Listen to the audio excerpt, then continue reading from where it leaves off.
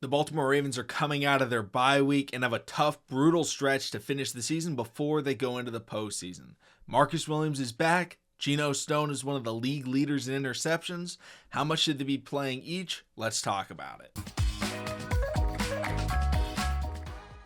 What's going on, everybody? Welcome back to TTB Ravens Media, bringing you Ravens content every single day. If you want to see that daily Ravens content, make sure to subscribe button down below and hit the notification bell as well if you want to get notified every single time I upload a brand new video. Now, before I even get into this video, I do want to say I've got a pretty cool announcement coming tomorrow.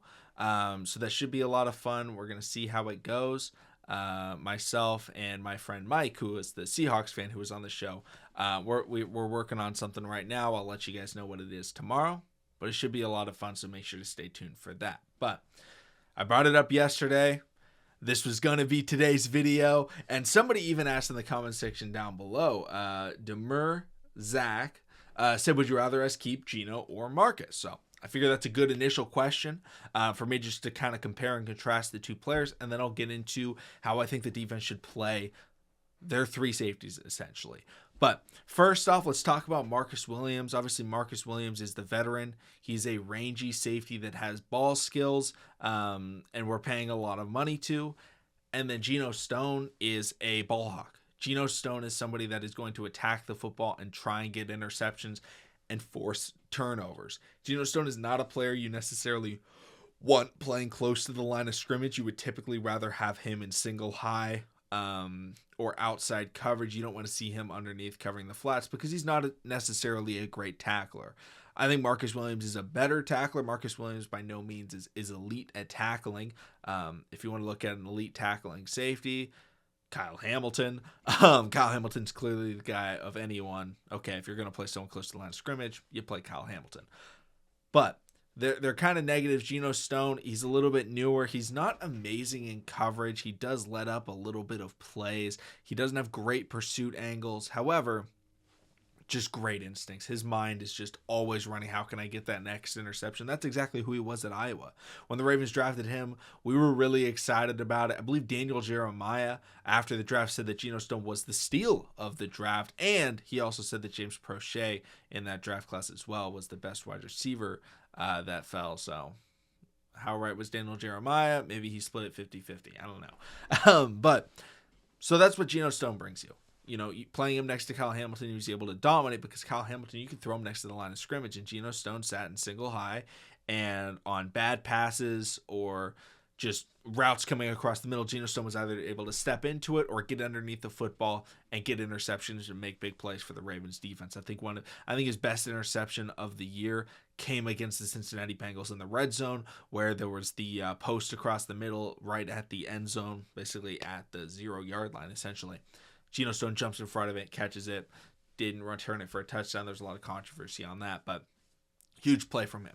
Then Marcus Williams, on the other hand, is a very different type of safety. Even though they're both kind of ball skill type safeties, Marcus Williams is a coverage guy that's going to try and stick and be close. He's not going to break off a route or do anything crazy to try and get an interception like a Geno Stone would, but I think he's much better when he doesn't get the interception than Geno Stone is. I feel like when Geno Stone goes after an interception, it's the same thing with Marcus Peters, right? Boom or bust, right? Same thing with Diggs or Trayvon Diggs in Dallas. Boom or bust. You know, he's going to jump that route, and if he gets it, it's a great play. If he misses it, though, sometimes it's going to allow a lot more yards. Marcus Williams, on the other hand, I feel like has done a very good job, especially once right when he came back from injury, he struggled a little bit. You know, his shoulder, he was still kind of, it looked like he was playing with one arm essentially, but now it looks like he's able to free range. He's able to have complete motion in both of his shoulders, which helps him to have pass breakups and PBUs and make tackles. I think that's one of the things that allows him to be so dynamic with Kyle Hamilton, is both of them are able to tackle somebody on contact after the catch. They're both able to do that, but they're also both able to play the ball, dive and get swats, dive and get tackles and things like that.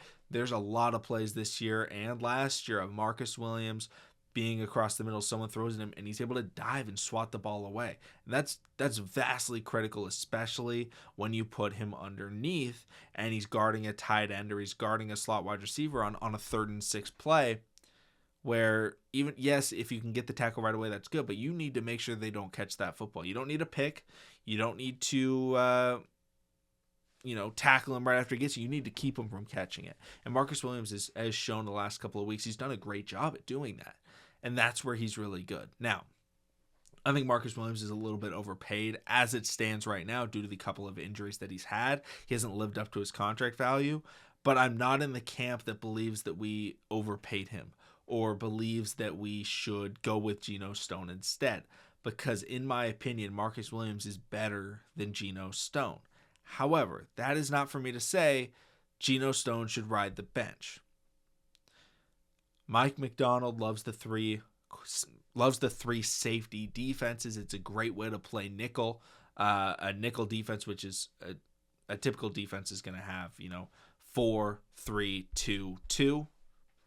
Nickel defenses replaces one of the linebackers or pass rushers or whatever with an extra secondary piece.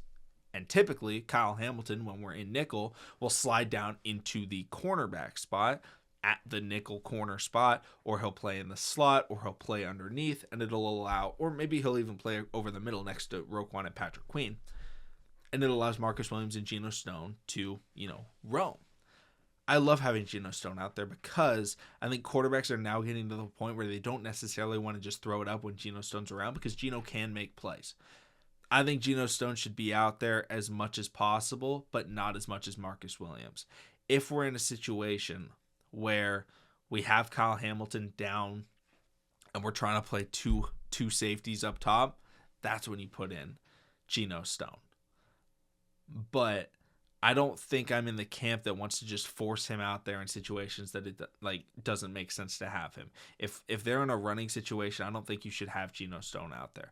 And I know a lot of people are going to cite the instances where Marcus Williams is backtracking while offensive players are running at him, but that's sometimes how you have to play the safety position. You don't want to be over aggressive and over pursue, and then if they beat you, they're gone. Marcus Williams is a very good player when it comes to boxing a player in, not allowing him space, and allowing the rest of the Ravens' fast defense to come up and grab him, tackle him from behind or from the side, or just slow him down enough to where he can make the play, and if he misses, somebody else is there to stop it. Geno Stone is a young player, and I do want to keep Geno Stone, but not for an outrageous price or anything like that. But for me, I think the Ravens, if they want to play their best ball, Marcus Williams starting at safety and Geno Stone playing 55% of snaps is probably what I'd be sitting at. And I don't think I should have to say this, but Kyle Hamilton should be out there every play if he's healthy and full of energy. I don't even think I need to specify that, but I love the three safety sets, and I love the Ravens defense and how they're playing. Geno Stone has kind of become their one turnover forcer outside of ball skills, BS, Brandon Stevens. He's done a pretty good job at forcing a couple of interceptions this year. Kyle Hamilton obviously has done it, but Geno Stone's really the big playmaker on the defense. We lost Marcus Peters this year, who was kind of the interception guy in years past. Geno Stone, luckily, has stepped into that role. But this Ravens defense isn't great because it forces turnovers. It's great because it gets sacks and plays suffocating defense. And by suffocating, it means just 3 and out, third down stops. And you're not forcing turnovers, but you're still getting stops and getting the ball back, reducing yards. I love the way this Ravens defense is playing. I'm excited to see how they play against the Rams and Sean McVay, and upcoming against the 49ers. Some really good offensive-minded head coaches. But thank you all so much for watching. Let me know your thoughts. How much should Geno Stone be playing? Subscribe for more Daily Ravens content. Stay tuned for tomorrow. Got a cool announcement coming out, and I'll see all of you again then.